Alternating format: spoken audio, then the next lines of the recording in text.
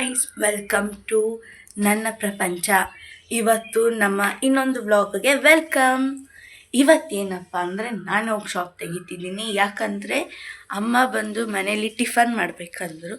ಅದಕ್ಕೆ ನೀಟಾಗಿ ರೆಡಿ ಆಗಿಬಿಟ್ಟು ಹೋಗಿ ಶಾಪ್ ತೆಗೋಣ ಬನ್ನಿ. ಬೆಳಗ್ಗೆನೆ ನಮ್ಮ ದೊಡ್ಡಮ್ಮಗೆ ಪಾರ್ಸಲ್ ಗಂಜಿ. ನಮ್ಮ ಮನೇಲಂತೂ ಇವಾಗ ರೆಗ್ಯುಲರಾಗಿ ಗಂಜಿ ಇರುತ್ತೆ. ಯಾಕಂದರೆ ನಮ್ಮಮ್ಮ ಬ್ಲಡ್ ಕೌಂಟ್ ತುಂಬಾ ಕಮ್ಮಿ ಆಗಿದೆ, ಅಂದರೆ ಒಂದು 7 to 8 ಇದೆ ಅಷ್ಟೇ. ಅದಕ್ಕೆ ನಮ್ಮ ದೊಡ್ಡಮ್ಮ ಇಟ್ಕೊಂಡು ಗಂಜಿ ಕುಡಿ ಅಂತ ಹೇಳಿದ್ರು. ಅದಕ್ಕೆ ಅವ್ರಿಗೂ ಗಂಜಿ ಮಾಡಿಕೊಟ್ಟು ಅಮ್ಮನೂ ಗಂಜಿ ಕುಡಿತಾರೆ. ಮತ್ತು ಇವತ್ತಿನ ವೆದರಿಗೆ ಬಂದರೆ ಬೆಳಿಗ್ಗೆ ಒಂದು ಸ್ವಲ್ಪ ಕೂಲಾಗಿದೆ ಅಷ್ಟೇ, ಬಟ್ ಹಬೆ ಇದ್ದದ್ದೇ ಅಲ್ವಾ. ಆದರೆ ನಮ್ಮ ಮನೆ ಹತ್ರ ಬೋಟ್ ಸೌಂಡ್ ಮಾತ್ರ ತುಂಬ ಸೂಪರಾಗಿರುತ್ತೆ. ನಮ್ಮ ಮಾಡಿರೋ ಗಂಜಿ ಟೀನೆಲ್ಲ ಎತ್ಕೊಂಡು ಬೇಕ್ರಿ ಕಡೆ ಪಯಣ. ಅಲ್ಲಿ ಕಾಣಿಸ್ತಿದೆಯಲ್ಲ ಅದೇ ನಮ್ಮ ಬೇಕ್ರಿ. ಇವಾಗ ಇಲ್ಲಿಂದ ಅಲ್ಲವರೆಗೂ ನಡ್ಕೊಂಡು ಹೋಗ್ಬೇಕು. ಬನ್ನಿ ಹೋಗೋಣ. ನೋಡಿ, ಇವಾಗ ಆಲ್ಮೋಸ್ಟ್ ಮಾವಿನಕಾಯಿ ಸೀಸನ್ ಅಲ್ವಾ, ಅದಕ್ಕೆ ಮರ ಫುಲ್ಲು ಚಿಗುರು ಮತ್ತು ಮಾವಿನಕಾಯಿಂದನೇ ತುಂಬಿದೆ. ನೋಡಿ, ಮೊನ್ನೆ ಆಲ್ರೆಡಿ ಫಸ್ಟ್ ಮಾವಿನಕಾಯಿ ನಾನೇ ಕಿತ್ಕೊಂಡು ತಿನ್ಬಿಟ್ಟು. ಇದು ನಮ್ಮ ಶಾಪು ಡೋರು. ಇವಾಗ ಶಾಪ್ ತೆಗಿಬೇಕು. ಇವಾಗ ಈ ಕ್ಯಾಬಿನ ಮುಂದೆ ಇಳಿಯೋದೇ ಒಂದು ದೊಡ್ಡ ಕಷ್ಟ ಇವಾಗ ನನಗೆ. ಯಾಕಂದರೆ ಇದಿಬ್ಬರು ಇದ್ದರೆ ಈಸಿಯಾಗಿ ಎಳ್ದು ಬಿಡ್ಬೋದು, ಬಟ್ ಒಬ್ರು ಇದ್ದಾಗ ತುಂಬ ಕಷ್ಟ. ಇಲ್ಲಿ ನೋಡಿ, ನೆನ್ನೆ ಯಾರೋ ಬಂದು ಇದನ್ನು ಹೊಡೆದೇ ಹಾಕ್ಬಿಟ್ಟಿದ್ದಾರೆ. ಅಂದರೆ ಇದೇಂತಕ್ಕಂದರೆ ಕ್ಯಾಬಿನ ಸ್ಟಾಪ್ ಮಾಡೋಕ್ಕೆ ಮುಂದೆ ಹೋಗ್ದಿರ, ಇಲ್ಲಾಂದರೆ ಕ್ಯಾಬಿನ್ ಹಂಗೆ ಮುಂದೆ ಬಂದು ಬಿದ್ದೋಗ್ಬಿಡುತ್ತೆ.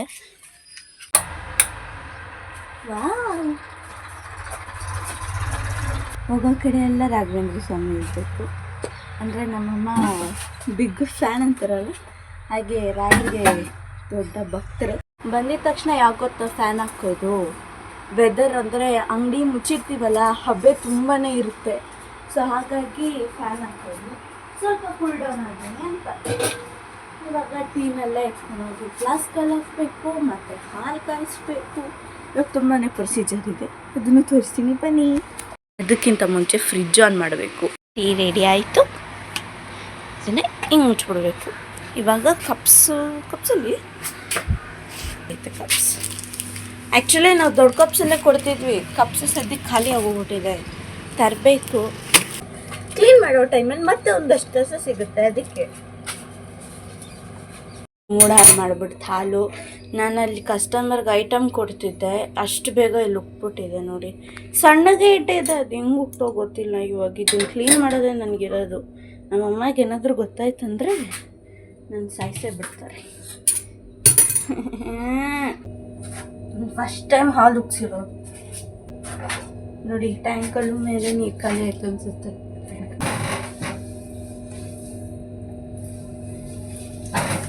ಅಮ್ಮ ಬಂದರು, ಇವಾಗ ದೀಪ ಹಚ್ತಿದ್ದಾರೆ. ನೀವೇನೇ ಹೇಳಿ, ಮನೇಲಿ ದೀಪ ಹಚ್ಚಿದ್ರೇ ಮನ್ಸಿಗೊಂಥರ ನೆಮ್ಮದಿ. ಎಕ್ಸ್ಪೆಷಲಿ ನಮ್ಮ ಮನೇಲಿ ಒಂದಿನ ನಾನು ದೀಪ ಹಚ್ಚಿಲ್ಲ ಅಂದರೆ ಮನೆ ಒಂಥರ ಅನಿಸುತ್ತೆ. ಮನೇಲಿ ಇರೋಕ್ಕೂ ಇಷ್ಟ ಆಗಲ್ಲ ಅನಿಸುತ್ತೆ.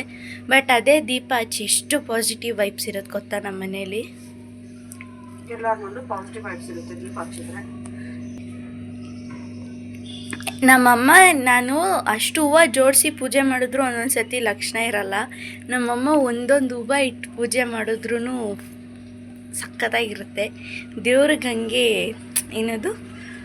ಹಂಗೆ ಫಿದಾ ಆಗೋಗ್ಬಿಡ್ತಾರೆ ನಮ್ಮಮ್ಮ ಮಾಡೋ ಪೂಜೆಗೆ. ಇದು ನೋಡಿ ಗಂಜಿ. ಅಮ್ಮ ಬೆಳಗ್ಗೆ ನನ್ನ ಬ್ರೇಕ್ಫಾಸ್ಟ್ಗೋಸ್ಕರ ಗಂಜಿ ಮಾಡ್ಕೊಂಡು ಬಂದಿದ್ದಾರೆ.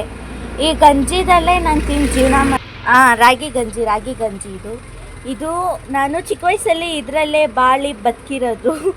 ಯಾಕಂದರೆ ನಾನು ಏನೂ ತಿಂತಿರಲಿಲ್ಲ ಅಂತೆ, ಏನೇ ತಿಂದರೂ ವಾಮಿಟ್ ಮಾಡ್ತಿದ್ನಂತೆ. ಅದಕ್ಕೆ ಅಮ್ಮ ಬಂದು ಬರೀ ಇದನ್ನೇ ತಿಂತಿದ್ರು. ಮುದ್ದೆ ಇವಾಗೂ ಅಷ್ಟೇ, ನನಗೆ ಮುದ್ದೆ ಅಂದರೆ ಆಗಲ್ಲ. ರಾಗಿ ಗಂಜಿ ಎಷ್ಟೇ ಕೊಟ್ಟರು ತಿಂತೀನಿ. ನೋಡಿ ಇದಕ್ಕೆ ಮೊಸರು ಜಾಸ್ತಿ ಇರಬೇಕು, ಆವಾಗಲೇ ನಂಗೆ ತಿನ್ನೋಕೆ ಇಷ್ಟ ಆಗೋದು. ಮತ್ತು ಇಲ್ಲೋಡಿ, ಇವತ್ತಿನ ಬ್ರೇಕ್ಫಾಸ್ಟ್ ಅಲ್ಲ, ಬ್ರಂಚ್ ಅಂತಲೇ ಹೇಳ್ಬೋದು. ಇದು ಬಂದು ಟೊಮೆಟೊ ಬಾತು, ಘಮ ಅಂತ ಇದೆ ಟೊಮೆಟೊ ಬಾತು. ಆದರೆ ನಮ್ಮಮ್ಮ ಏನು ಮಾಡ್ತಾರೆ ಗೊತ್ತಾ, ತುಂಬ ಜಾಸ್ತಿ ಸ್ಪೈಸಸ್ ಹಾಕ್ಬಿಡ್ತಾರೆ. ಹೇಳ್ತಾರೆ ಪೊಂಗಲ್ ಇಷ್ಟ ಆಗಲ್ಲ ನಿಮಗೆ ಅಂತ. ಪೊಂಗಲ್ ನನ್ನ ಫೇವ್ರೇಟೇ, ಆದರೆ ಆ ಮೆಣಸು ಕಾಳು ನಾರ್ಸ್ಕೊಂಡು ತಿನ್ನೋದೇ ನಂಗೆ ಇಷ್ಟ ಆಗಲ್ಲ.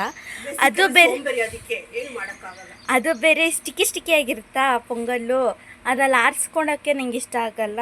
ಲೋಟ ಇಲ್ದಿರ ಗಂಜಿನ ಹಿಂಗೆ ತಿನ್ನಬೇಕು. ಇದು ಗಂಜಿ ಎಲ್ಲ ಸೇರ್ಲಾಗ್ತಾರೆ ತಿನ್ಬೇಕು. ಇದು ನೋಡಿ, ಇದು ನಮ್ಮನೆ ಮಗು. ಇದು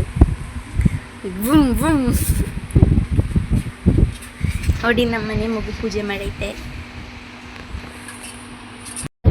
ಇದನ್ನ ಎತ್ಕೊಂಡು ಹೋಗಿ ನಮ್ಮ ದೊಡ್ಡಮ್ಮಗೆ ಡೆಲಿವರಿ ಮಾಡಬೇಕು. ನಾನೊಂಥರ ಸ್ವಿಗ್ಗಿಯಾಗಿ ಹೋಗ್ಬಿಟ್ಟಿದ್ದೀನಿ ಅಲ್ಲಿ. ನಮ್ಮ ದೊಡ್ಡಮ್ಮ ಮನೆಯಿಂದ ನಮ್ಮ ಮನೆಗೆ, ನಮ್ಮ ಮನೆಯಿಂದ ನಮ್ಮ ದೊಡ್ಡಮ್ಮ ಮನೆಗೆ ಇವಾಗ ಹೋಗ್ಬೇಕು. ಬೆಳಗ್ಗೆನೆ ಬಿಸಿಲು ಜಾಸ್ತಿ ಇದೆ, ಶಾನೆ ಇದೆ ಬಿಸಿಲು.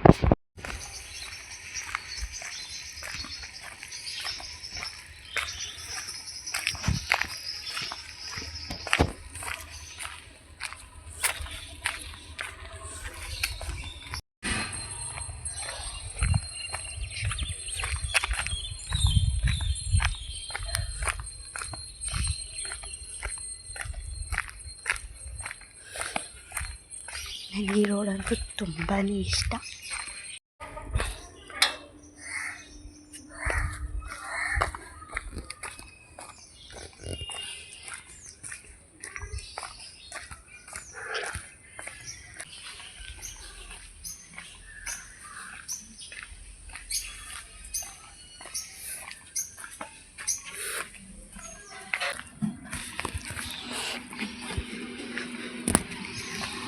ಇವಾಗ ನಮ್ಮ ಮನೇಲಿ ದೋಸೆ ಮಾಡೋಕ್ಕೆ ಉದ್ದಿನಬೇಳೆ ನೆನೆಸಿದ್ದೀವಿ. ಬಟ್ಲು ನೋಡೋಣ, ಇದು ಸಾಲುತ್ತಾ?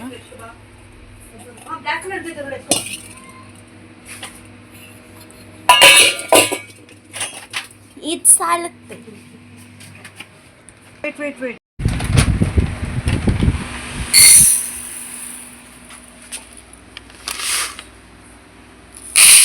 ಆ ಒಂದೇ ಸಾಕಾ ನೀರೀಗ ನೆನ್ಸಕ್ಕೆ?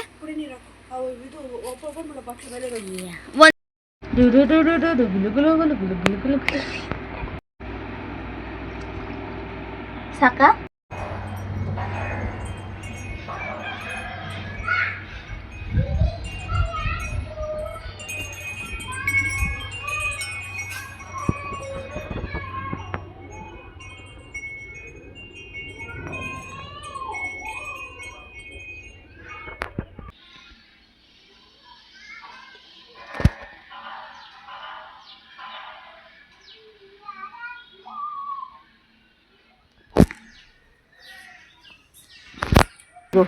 ಬರೀ 29 ರೂಪಾಯಿ ಹಾಲು, 20 ರೂಪಾಯಿ ಬಿಸ್ಕೆಟ್, ಏನೊಂದು 49 ರುಪೀಸ್ ಆಗಿರ್ಬೇಕಷ್ಟೇ. ಅದಕ್ಕೆ ಒಳ್ಳೆ 500 ರೂಪಾಯಿ ಆಗಲ್ಲ. ಈ ಟೊಮೆಟೊ ಬಾತ್ ಜಾಸ್ತಿ ಮಾಡಿಬಿಡ್ತಾರಂತ, ಅದನ್ನೇ ಮಾಡಿ ಮಾಡಿ ಹಾಕಿ ಸಾಯ್ತಿಬಿಡ್ತಾರೆ ನನ್ನಂತೂ. ಇನ್ನೂ ಸ್ವಲ್ಪ ಚೆನ್ನಾಗಿರುತ್ತೆ ಅಂತ ಹೇಳ್ತೀವಪ್ಪ, ಅದನ್ನೇ ಮಾಡಿ ಕೊಟ್ಬಿಡೋದ ಹಂಗಂತ. ಮತ್ತೊಂದು ಸತಿ ಗುಡ್ ಮಾರ್ನಿಂಗ್. ನಾನು ಸಂಜೆ ಮಲ್ಕೊಂಡಿದ್ದೆ, ಅಂದರೆ ಬೆಳಿಗ್ಗೆ 6 ಗಂಟೆಗೆ ಎದ್ದಿರೋದು. ಶೆಕೆನಾಯಿತು? ಹಾಂ ಹೌದು, ಶೆಕೆ ನೀರು ಕಷ್ಟಪಟ್ಟು ಕೆಲಸ ಮಾಡ್ತಿದ್ದೀನಲ್ಲ, ಬೆವರು ನೀರು ಅದೆಲ್ಲ ನಾನು ಸುರಿತಾ ಇದೆ. ಬೆವರು ನೀರು ಹಂಗೇನೆ ನಂಗೆ ಅದು ಬೇರೆ ಬರುತ್ತೆ. ನೀರದು ನೀರದು ಬೆವರು ನೀರಲ್ಲ, ಆದರೂ ನಾವು ಶ್ರಮಜೀವಿಗಳೇ. ಹಾಂ, ನಾನು ಬಂದು ಎಷ್ಟೊತ್ತಿಗೆ ಎದ್ದೆ? 5:30 ಎದ್ದೆ. 5:30 ಎದ್ದೋಡ್ಬೇಕಾದ್ರೆ 3 ಗಂಟೆಗೆಲ್ಲ ಸ್ಟಾರ್ಟ್ ಮಾಡಬೇಕು. ಎದ್ದೋಳು ನೋಡಿ, ನಿದ್ದೆ ಮಾಡ್ಬೇಕಂದ್ರೂ ಕೇಳ್ಕೊಂಡು ಬಂದಿರಬೇಕು. ನಂತರ ಯಾವಾಗಲೇ ಮಲ್ಕೊಳ್ಳಿ, ಎಲ್ಲೇ ಮಲ್ಕೊಳ್ಳಿ ನಿದ್ದೆ ಬರುತ್ತೆ. ಕ್ಲಾಸಲ್ಲಿ ಬೆಂಚ್ ಮೇಲೆ ಮಲ್ಕೊಂಡ್ರೂ ನಿದ್ದೆ ಬರುತ್ತೆ, ಮನೆಯಲ್ಲಿ ಮಧ್ಯಾಹ್ನ ಬಂದು ಮಲ್ಕೊಂಡ್ರೂ ನಿದ್ದೆ ಬರುತ್ತೆ, ನೈಟ್ ಮಲ್ಕೊಂಡ್ರೂ ನಿದ್ದೆ ಬರುತ್ತೆ. ನಮ್ಮ ಅಮ್ಮಗೆ ಆ ಥರ ಅಲ್ಲ, ಮಧ್ಯಾಹ್ನ ಒಂದ್ಸತಿ ಮಲಗ್ಬಿಟ್ರೆ ನೈಟೆಲ್ಲ ನಿದ್ದೆನೇ ಬರಲ್ಲ. Wow, I am looking so beautiful. ಚೆನ್ನಾಗಿದೆ ನೋಡಿ, ಬರ್ತೀನಿ ಬಟ್ಟೆ ಹಾಕೊಂಡು. ತಮ್ಮ ಬಿಸ್ಕೆಟ್ ತೋರಿಸಿ ಕೊಡಲಿ. ಐತೆ ಬಿಸ್ಕೆಟ್, 4 ಬಿಸ್ಕೆಟ್ ಅವ್ರು ಕೊಡೋದು. ಅವ್ರು 4 ಬಿಸ್ಕೆಟ್, ಅವ್ರು ಬರೀ 4 ಮಿಲ್ಕ್ ಶೇಕ್ ಮಾಡಕತ್ತೆ. ಅಂಗಡಿಯಿಂದ ಬಿಸ್ಕೆಟ್ ಎತ್ಕೊ ಬಂದಿದ್ದು. ಅಂಗಡಿನಲ್ಲೇ ಕುತ್ಕೊಂಡು ಏನಾದ್ರು ಸ್ಪೆಷಲಾಗಿ ತಿನ್ಬೇಕು ಅನಿಸ್ತಾ ಇದೆ. ಸ್ಪೆಷಲ್ ಅಂತಂದರೆ ಬೇಜಾರಾಗೋಗಿದೆ. ಏನು ಇದೆಲ್ಲ ನೋಡಿ ಏನಾದ್ರು ಡಿಫ್ರೆಂಟಾಗಿ ತಿನ್ಬೇಕು ಅನಿಸ್ತಾ ಇದೆ. ಸೊ ಜೊಟ್ಟಲ್ಲಿ ಇವಳು ನನಗೆ ಸುಳ್ಳು ಹೇಳಿದ್ಲು, ಏನದು ಓರಿಯೋನಲ್ಲಿ ಮಿಲ್ಕ್ ಶೇಕ್ ಮಾಡ್ತೀನಿ ಅಂತ ಕಳ್ಳಿ 2 ಓರಿಯೋ ಬಿಸ್ಕೆಟು, ಅರ್ಧ ಲೀಟರ್ ಹಾಲು. 1 ನಿಮಿಷ ಇರು ಅಮ್ಮ, 1 ಓರಿಯೋ ಪ್ಯಾಕೆಟಲ್ಲಿ 4 ಬಿಸ್ಕೆಟ್. ಇನ್ನು 2 ಪ್ಯಾಕೆಟ್ ಎತ್ಕೊಂಡೇ ಅಲ್ವಾ? ನನ್ನ ಹತ್ರ ಸುಳ್ಳು ಹೇಳಿದ್ದೀನಿ ಅಂತಂದರೆ ಮಿಲ್ಕ್ ಶೇಕ್ ಮಾಡ್ತೀನಿ, ಓರಿಯೋ ಮಿಲ್ಕ್ ಶೇಕ್. ಇದೆಲ್ಲ ನಮ್ಮ ಅಕ್ಕ ಬೇರೆ ಫೋನ್ ಮಾಡಿ ಕೇಳಿದೆ, ಅಕ್ಕ ನಿನಗೆ ಓರಿಯೋ ಮಿಲ್ಕ್ ಶೇಕ್ ಬೇಕಾ ಅಂತಂದ್ಬಿಟ್ಟು ಮಿಲ್ಕ್ ಶೇಕ್ ಮಾಡ್ಕೊಡ್ತೀನಿ ಅಂತ ಹೋದವಳು ಊಟ ಮಾಡಿದ್ಲು, ಬೆಡ್ ಮೇಲೆ ಫ್ಲ್ಯಾಟ್ ಆದ್ಲು, 2 ಅವರ್ ನಿದ್ದೆ ಮಾಡಿದ್ಲು, ಎದ್ಲು. ನೋಡಿದ್ರೆ ಪಕ್ಕದಲ್ಲಿ ಒಂದು ಪ್ಯಾಕೆಟ್ ಓಪನ್ ಆಗಿತ್ತು. ನಾನು ಏನಂತ ನೋಡ್ತಾ ಇದ್ದೀನಿ, ಪ್ಯಾಕೆಟ್ ಅಲ್ಲ, ಆಲ್ರೆಡಿ 2 ಬಿಸ್ಕೆಟು. ಸ್ವಾಹ. ಒಂದು ಬಿಸ್ಕೆಟ್ ಇರೋದು 4. ಏನಾದ್ರು ಹಾಕ್ಕೊಳ್ಳಿ, ಬಿಸ್ಕೆಟ್ ಸ್ವಾಹ ಆಗಿದೆ. ಸೊ ನನಗೆ ಯಾಕೋ ಗೊತ್ತಿಲ್ಲ, ಇವಾಗ ಏನಾದ್ರು ತಿನ್ಬೇಕು ಅನಿಸ್ತಾ ಇದೆ. ನೋಡೋಣ ಝೆಪ್ಟೋನಲ್ಲೇ ಏನಾದ್ರು ಆರ್ಡರ್ ಮಾಡೋಣ ಅಂದ್ಕೊಂಡಿದ್ದೀನಿ. ಏನಾದ್ರು ತಿನ್ನಬೇಕು ಅಂತ ಅಂದ್ಬಿಟ್ಟು ಅಂತೂ ಇಂತೂ ಕೊನೆಗೆ ಝೆಪ್ಟೋನಲ್ಲಿ ಆರ್ಡ್ರ್ ಹಾಕೇ ಬಿಟ್ಲು. ಐಸ್ ಕ್ರೀಮ್ ತೊಗೊಸ್ಕೊಬಿಟ್ಲು. ನೋಡಿ ಇಲ್ಲ ನೋಡಿ, ಇದು ಬಂದುಬಿಟ್ಟು ನಮಗೆ ಏನೋ ಒಂದು 100 ರೂಪಾಯಿ ಒಳಗಡೆ ಸಿಕ್ಕಿದೆ. ಇದು ಎಷ್ಟು ಗೊತ್ತಾ ML? ಇದು 450 ml. 450 ml ಇದು ಆಲ್ಮೋಸ್ಟು, ಅಂದರೆ ಒಂದು 1/2 ಲೀಟರ್. ಇದು 1/2 ಲೀಟರ್ಗೆ ಬಂದುಬಿಟ್ಟು ನಮಗೆ ಡಿಸ್ಕೌಂಟೆಲ್ಲ ಹೋಗಿ 100-120 ರೂಪಾಯಿ ಸಿಕ್ಕಿದೆ ಅಷ್ಟೇನೇ ಇದು. ಆದರೆ ಈ ಮೇಡಮ್ದು ನೋಡಿ, ಬಾಟ್ಲಿಗೆ ಮುಚ್ಚಿಟ್ಕೊಬಿಡ್ತಾಳೆ, ಇನ್ನು ಎಲ್ಲಿ ಇದು ಮಾಡ್ಬಿಡ್ತೀನಿ ಅಂದ್ಬಿಟ್ಟು. ಅದು ಬಾಟ್ಲ್ ಥರ ಕಾಣಿಸ್ತು ಅಂತ ಅಂದ್ಬಿಟ್ಟು ಏನದು ಡೆತ್ ಬೈ ಚಾಕ್ಲೇಟ್ ಅಂತ ಅಂದ್ಬಿಟ್ಟು ಎಷ್ಟು ಗೊತ್ತಾ, ಆಲ್ಮೋಸ್ಟ್ 200 ರೂಪಾಯಿ ಅಪ್ಪ. ಅದು ಎಷ್ಟು ಗ್ರಾಮ್? ಓಕೆ, ಇರಿ 1 ನಿಮಿಷ. 83 ರೂಪೀಸ್ ಅಷ್ಟೇ. ಬಟ್ ನೋಡಿ, ಈಗ ಇದು 450 ಗ್ರಾಮ್ಗೆ ನಾನು 100 ರೂಪೀಸ್ ಕೊಡೋದು ಬೆಟರಾ? ಇದು 80 ಗ್ರಾಮ್ಗೆ ಎಷ್ಟು ಅಲ್ಲ, 80 ಗ್ರಾಮ್ಗೆ 80 ರೂಪೀಸ್ ಅಂತೆ. ಇವಳು ಏನು ತಿಳ್ಕೊಂಡಿದ್ದಾಳೆ, ಇದೆಲ್ಲ ಗಾಜಿನ ಬಾಟ್ಲಿದೆ ಅಂತ ತಿಳ್ಕೊಂಡಿದ್ದಾಳೆ. ಗಾಜಿನ ಬಾಟ್ಲಲ್ಲ, ಇದು ನೋಡಿದ್ರೆ ಪ್ಲಾಸ್ಟಿಕ್ ಬಾಟಲ್ 5 ರೂಪಾಯಿ ಕೂಡ ಆಗೋದಿಲ್ಲ ಇದು. ಇನ್ನೊಂದು ಹೇಳ್ತೀನಿ, ಸ್ಪೂನ್ ಕೊಟ್ಟಿರಲಿಲ್ಲ ಅವರು. ಸೊ ಯೂಶ್ವಲಿ ಸ್ವಲ್ಪ ಒಂದು ಸತಿ ಲೇಸಿನೆಸ್ ತೋರಿಸ್ತಾಳೆ ನನ್ನ ಮಗಳು. ಸ್ಪೂನ್ ಇರಲಿಲ್ಲ ಅಂದಿದ್ದಕ್ಕೆ ಮನೆಗೆ ಹೋಗಿ, ಅಂದರೆ ಐಸ್ ಕ್ರೀಮ್ ತಿನ್ನೋಕ್ಕೋಸ್ಕರ ಮನೆಗೆ ಹೋಗಿ ಸ್ಪೂನ್ಗಳು ಎತ್ಕೊಂಡ್ಬಂದಿದ್ದಾಳೆ. ಅಂಗಡಿ ಕ್ಲೋಸ್ ಮಾಡಿಕೊಂಡು ಇನ್ನು ನಾವು ನಮ್ಮ ಮನೆ ಕಡೆ ಪಯಣ. ಸ್ವಂತ ಮನೆ, ಹೆಸ್ರಿಗೆ ಮಾತ್ರ ಸ್ವಂತ ಮನೆಯಲ್ಲಿ ಬಾಡಿಗೆ ಹತ್ರ ಬದುಕ್ತಾ ಇದ್ದೀವಿ ನಾವಂತ. ನೋಡಿ ಹೆಂಗಿದೆ ನಮ್ಮ ಕಾರ್ಯಗಳು. ಇಲ್ಲಿ ನೀರು ಖಾಲಿ ಆದರೆ ನಾವೇ ಹಾಕ್ಕೊಳ್ಬೇಕು, ಯಾರು ನೀರಂತೂ ಹಾಕಲ್ಲ, ಹಾಕ್ದಾಗ ಮಾತ್ರ ಬಳಸ್ಕೊಂಡು ಬಿಡ್ತಾರೆ. ಅಂದರೆ ಹೇಗಂತಂದರೆ ಇದು ಹೆಸ್ರಿಗೆ ಮಾತ್ರ ಸ್ವಂತ ಮನೆ, ಕೆಳಗಡೆ ನಮ್ಮ ಅಮ್ಮನೇ ಇರೋದು. ಅವ್ರಿಗೆಲ್ಲ ಹೆಂಗೆ ಅಂತಂದರೆ ನೀರು ಬಳಸೋದಿಲ್ಲ, ಅವ್ರು ನೀರು ಬಳಸಲ್ಲ ಅನಿಸುತ್ತೆ. ಅದೇನು ಯೂಸ್ ಮಾಡ್ಕೊಳ್ತಾರೋ ಗೊತ್ತಿಲ್ಲ, ಹೆಂಗೆ ನೀರಿಲ್ಲದೆ ಬದುಕ್ತಾರೋ ಗೊತ್ತಿಲ್ಲ. ನಾವು ಈಗ ನೋಡಿ ಇಷ್ಟೊತ್ತಿಗೆ ಈಗ ಆಲ್ರೆಡಿ 10 ಗಂಟೆ ಆಯಿತು ಬಂದು ಟೈಮು. 10 ಗಂಟೆಗೆ ಮನೆಗೆ ಬಂದಿದ್ದೀವಿ. ನೀರು ಇರೋದಿಲ್ಲ, ಅವ್ರು ನೀರು ಹಾಕೋದಿಲ್ಲ. ಅದು ಹೆಂಗೆ ನೀರಿಲ್ಲದ್ರೆ ಜೀವನ ಮಾಡ್ತಾರೋ ಗೊತ್ತಿಲ್ಲ, ದೇವಣ್ಣ ಹೇಳ್ತಾಯಿದ್ದೀನಿ. ಈಗ ಬಂದು ಕೆಳಗಡೆ ಎಲ್ಲ ಕನೆಕ್ಷನ್ ಎಲ್ಲ ಇದೆ, ಬಟ್ ಏನೋ ಒಂಥರ ಅವ್ರಿಗೆ ಮಕ್ಕಳ ಥರ ಟ್ರೀಟ್ ಮಾಡೋದಿಲ್ಲ ಅವರು. ಬಾಡಿಗೆಯವ್ರಿಗಿನ್ನ ಅತಂತ್ರವಾಗಿ ಟ್ರೀಟ್ ಮಾಡ್ತಾರೆ. ಗ್ರೌಂಡ್ ಫ್ಲೋರ್ ನಮ್ಮಮ್ಮ ಇದ್ದಾರೆ, ಅವ್ರಿಗೆ ಹೆಂಗೆ ಅಂತಂದರೆ ನಾವೆಲ್ಲ 3ನೇ ಥರ ಅವ್ರಿಗೆ ಹತ್ತಿರೋದು. ಆದರೆ ನಾನು ನಿಜ ಹೇಳ್ತಿದ್ದೀನಿ, ಎಲ್ಲರ ಮನೆಯಲ್ಲೂ ಎಲ್ಲ ಅಮ್ಮಂದ್ರ ಹತ್ರ ಇರೋದಿಲ್ಲ, ಎಲ್ಲರಿಗೂ ಒಳ್ಳೆ ಅಮ್ಮಂದ್ರ ಸಿಗೋದಿಲ್ಲ ಅಂತಲೇ ಹೇಳ್ತೀನಿ. ನಾನು ಮೊದಲು ಯೋಚನೆ ಮಾಡ್ತಿದ್ದೆ, ಎಲ್ಲ ಅಮ್ಮಂದ್ರೆ ಕೆಟ್ಟವರಾಗಿರೋದಿಲ್ಲ, ಅಮ್ಮಂದ್ರಿಗೆಲ್ಲ ಶಾಪ ಹಾಕ್ಬಾರ್ದು, ಬೈಬಾರ್ದು ಅಂತಂದ್ಬಿಟ್ಟು. ಬಟ್ ನಮ್ಮ ಜೀವನದಲ್ಲಿ ನೋಡಿದ್ರೆ ನಾನೇನು ಹೇಳೋಕ್ಕೆ ಹೋಗೋದಿಲ್ಲ. ಇಲ್ಲಿ ಬಿಡಿ ನೋಡಿ, ಈಗ ಮೋಟ್ರ್ ಹಾಕ್ಕೊಂಡಿದ್ದೀವಿ, ಬೆಳಿಗ್ಗೆಯಿಂದ ನೀರು ಹಾಕಿರಲಿಲ್ಲ. ಈಗ ನಾವು ನಮ್ಮ ಮನೆಯಿಂದ ಸರ್ಕಸ್ಗಳು ಮಾಡಿ ಕನೆಕ್ಷನ್ಗಳು ಮಾಡ್ಕೊಂಡು ನೀರು ಹಾಕ್ಕೊಂಡಿದ್ದೀವಿ. ಇದು ನಮ್ಮನೆ ಪರಿಸ್ಥಿತಿ. ಇದು ನಮ್ಮ ದೊಡ್ಡಮ್ಮನ ಮನೆಯಿಂದ ಪಾರ್ಸಲ್ ಬಂದಿರೋದು. ಏನಂತ ನೋಡೋಣ ಬನ್ನಿ. ನೀರು ಫುಲ್ ಐಸ್ ಆಗಿದೆ ಅಮ್ಮ. ತಟ್ಟೆ ಬಿಸಿ ಇದಮ್ಮ, ಎಷ್ಟಮ್ಮ ಅಲ್ಲಿ ಇಡು ಮಗ. ಅಯ್ಯೋ ಶಿವ, ಇದು ಎತ್ಕೊಳ್ಳಿ ಫಸ್ಟ್. ಇವತ್ತು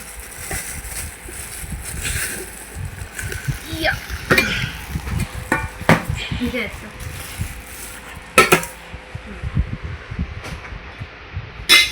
ನೋಡೋಣ ಬನ್ನಿ ಏನೇನಿದೆ ಅಂತ.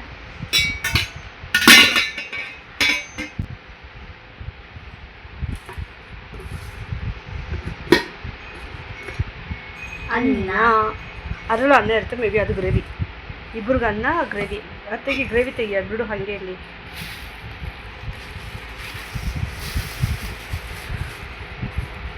ಇದು ನಮ್ಮ ದೊಡ್ಡಪ್ಪ ಮಾಡಿರೋ ಗ್ರೇವಿ. ನಮ್ಮ ದೊಡ್ಡಪ್ಪ ಗ್ರೀನ್ ಚಿಕನ್ ಮಾಡಿಬಿಟ್ಟಿದ್ದಾರೆ. ಗ್ರೀನ್ ಚಿಕನ್ ನಮ್ಮ ಮನೇಲಂತೂ ನಮ್ಮ ದೊಡ್ಡಪ್ಪ ಕೈಯಲ್ಲಿ ಅಡುಗೆ ತಿನ್ಬೇಕಾದ್ರೆ ನಿಜ ಅದೃಷ್ಟನೇ ಮಾಡಿರಬೇಕು. ಅಷ್ಟು ಸಖತ್ತಾಗಿ ನಾನ್ ವೆಜ್ ಮಾಡ್ತಾರೆ. ಅವ್ರು ಮಾಡೋ ಎಲ್ಲ ನಾನ್ ವೆಜ್ಜು ನನ್ನ ಫ್ಯಾನು. ಇವತ್ತಿನ ಡಿನ್ನರ್ ಬಂದುಬಿಟ್ಟು ನೀನು ಗ್ರೀನ್ ಚಿಕನ್ ಅನಿಸುತ್ತೆ, ಗ್ರೀನ್ ಚಿಕನ್ನು ಮತ್ತು ಅನ್ನ. ಆ್ಯಕ್ಚುಲಿ ಅಕ್ಕ ಬಂದು ಊಟಕ್ಕೆ ಮನೆಗೆ ಬರೋಕ್ಕೆ ಹೇಳಿದ್ರು. ಎರಡೆಲ್ಲ ಸುಮ್ಮನೆ ಲೇಟ್ ಆಗುತ್ತೆ ಮನೆಗೆ ಊಟಕ್ಕೆ ಹೋಗ್ಬೇಕು ಅಂದ್ಬಿಟ್ಟು ನನ್ನ ಮಗಳಿಗೆ ಹೇಳ್ಬಿಟ್ಟು ಪಾರ್ಸಲ್ ತರಕ್ಕೆ ಹೇಳ್ಬಿಟ್ಟೆ. ಗಂಜಿ ನಿಮ್ಗೆ ಆಲ್ರೆಡಿ ಹೇಳಿದ್ದೀನಿ ನಾನು, ಗಂಜಿ ಮಾಡೋಕ್ಕೆ ಸ್ಟಾರ್ಟ್ ಮಾಡಿದ್ದೀನಿ ಅಂತ ಅಂದ್ಬಿಟ್ಟು. ಅಂದರೆ ಗಂಜಿ ಕುಡಿಯೋದು ತುಂಬ ಒಳ್ಳೆಯದು ಅಂತ ಅಂದ್ಬಿಟ್ಟು. ಮುದ್ದೆ ಅಂತೂ ತಿನ್ನೋಕ್ಕಾಗೋದಿಲ್ಲ, ಅಟ್ಲೀಸ್ಟು ಬೆಳಿಗ್ಗೆ ಎದ್ದ ತಕ್ಷಣ ರಾಗಿ ಗಂಜಿ ಕುಡಿಯೋಣ ಅಂತ ಅಂದ್ಬಿಟ್ಟು ನೈಟೆಲ್ಲ ಗಂಜಿ ಮಾಡಿರ್ತೀನಿ. ಇದು ನನಗೆ, ನನ್ನ ಮಗಳಿಗೆ, ಹಾಗೆ ನಮ್ಮ ಅಕ್ಕಗೆ 3 ಜನಕ್ಕೂ ಸೇರಿ ಗಂಜಿ ಮಾಡ್ತೀನಿ. ಇವಾಗ ಮಾಡಿಕೊಟ್ರೆ ಬೆಳಿಗ್ಗೆಗೆ ಚೆನ್ನಾಗಿರುತ್ತೆ. ಇನ್ನು ಮೊಸರು ಕಲಿಸ್ಕೊಂಡು ಕುಡಿದ್ರೆ ಆರೋಗ್ಯಕ್ಕೂ ಒಳ್ಳೆಯದು. ಬಟ್ ಇಲ್ಲೆಲ್ಲ ಏನು ಗೊತ್ತಾ, ರಾಗಿಗೆ ರಾಗಿ ಒಳ್ಳೆ ಬಂಗಾರ ಆಗೋಗಿದೆ. ಅಕ್ಕಿ ಬೇಕಾದ್ರೆ ಸಿಕ್ಕೊಡುತ್ತೆ, ರಾಗಿ ಸಿಕ್ಕಲ್ಲ, ಹಂಗಿದೆ ಪರಿಸ್ಥಿತಿ. ನಮ್ಮ ತಮ್ಮ ಮೊನ್ನೆ ರೇಗಿಸ್ತಾ ಇದೆ ನನಗೆ, 70-80 ರೂಪಾಯಿ ಕೊಟ್ಟು ಅಕ್ಕಿ ತೊಗೊಳಕ್ಕಾಗುತ್ತೆ, 40-50 ರೂಪಾಯಿ ಕೊಟ್ಟು ರಾಗಿ ತೊಗೊಳಕ್ಕಾಗಲ್ಲ ಅಂತ ಅಂದ್ಬಿಟ್ಟು. ಏನು ಮಾಡೋದು, ರಾಗಿ ಪರಿಸ್ಥಿತಿ ಹಂಗೆ ಆಗೋಗಿದೆ ಈಗ. ನಮ್ಮ ಇವತ್ತಿನ ವ್ಲಾಗ್ ಇಲ್ಲಿಗೆ ಮುಗಿಯುತ್ತೆ. ಕೊನೆಯದಾಗಿ ರಾಗಿ ಗಂಜಿ ಮಾಡಿ ಇಟ್ಬಿಟ್ಟು, ಯಾಕಂತಂದರೆ ಇವಾಗ ಮಾಡಿಕ್ಬಿಟ್ರೆ ಗಂಜಿ ಬೆಳಗ್ಗೆಗೆ ತಣ್ಣಗಿರುತ್ತೆ. ಸ್ವಲ್ಪ ಮೊಸರು ಕಲ್ಸ್ಕೊಂಡು ಕುಡಿದ್ರೆ ಹೊಟ್ಟೆನೂ ತಣ್ಣಗಿರ್ತೈತೆ, ಹೊಟ್ಟೆ ತುಂಬ್ದಂಗೂ ಇರುತ್ತೆ. ಹಾಗೇನೇ ಆರೋಗ್ಯಕ್ಕೂ ತುಂಬಾ ಒಳ್ಳೆಯದು. ನಿಮ್ಗೇನಾದರೂ ಈ ರೆಸಿಪಿ ಬೇಕಂತಾರೆ ನಾನು ಈ ವಿಡಿಯೋನಲ್ಲಿ ಕಮೆಂಟ್ ಬಾಕ್ಸಲ್ಲಿ ಕಮೆಂಟ್ ಮಾಡಿರಿ, ನಾನು ಡೆಫಿನೆಟ್ಲಿ ರೆಸಿಪಿ ಶೇರ್ ಮಾಡ್ತೀನಿ. ಹಾಗೇನೇ ಈಸಿಯಾಗಿ ಹೇಗೆ ರಾಗಿ ಗಂಜಿ ಮಾಡ್ಕೋಬೋದು ಅನ್ನೋದನ್ನು ಕೂಡ ನಾನು ಹೇಳ್ಕೊಡ್ತೀನಿ. ಸೊ ಇಲ್ಲಿವರೆಗೂ ನನ್ನ ವಿಡಿಯೋ ನೋಡಿದ್ದಕ್ಕೆ ನಿಮ್ಮೆಲ್ಲರಿಗೂ ತುಂಬ ದೊಡ್ಡ ಥ್ಯಾಂಕ್ಸ್. ಹಾಗೇನೇ ನಾನು ಯಾವಾಗಲೂ ಹೇಳೋ ರೀತಿಯಲ್ಲಿ ಪ್ಲೀಸ್ ನನ್ನ ಚಾನಲ್ಗೆ ಸಬ್ಸ್ಕ್ರೈಬ್ ಮಾಡೋದನ್ನು ಮಾತ್ರ ಮರಿಬೇಡಿ.